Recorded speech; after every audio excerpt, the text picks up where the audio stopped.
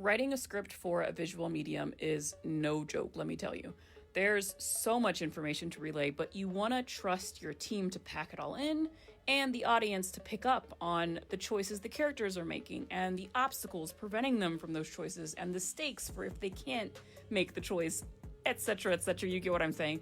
So for this project, on top of all that, I gave us the added challenge of limiting each page to usually around 5 panels. Those frames that you see around each image, that's a panel, and so the creative approach was to have the 5 panels tell a full story or like a complete arc on each page. And so personally, I did my best to kind of always have that 5th panel be a mini cliffhanger.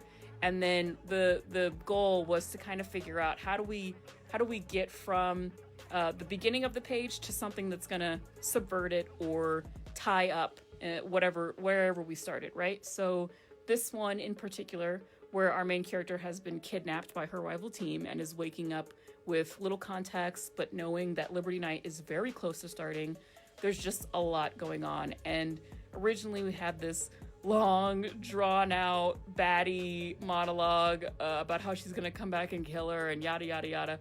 But, you know, the book is called Dead of Night, and we're transitioning to night for the first time in the 3 issues so far, and our pencilist Vicky had this amazing idea to kind of play with the aspect ratio and shift it from, you know, what we've been kind of more 4:3, and she wanted to do something more cinematic, like 16:9, what you're used to seeing in movies and TV shows. And I loved that idea. So to compensate for that and give her a lot more breathing room with the shapes of the frames, I went back and rewrote it, and now it has a lot less dialogue, and voila, this is what it looks like now.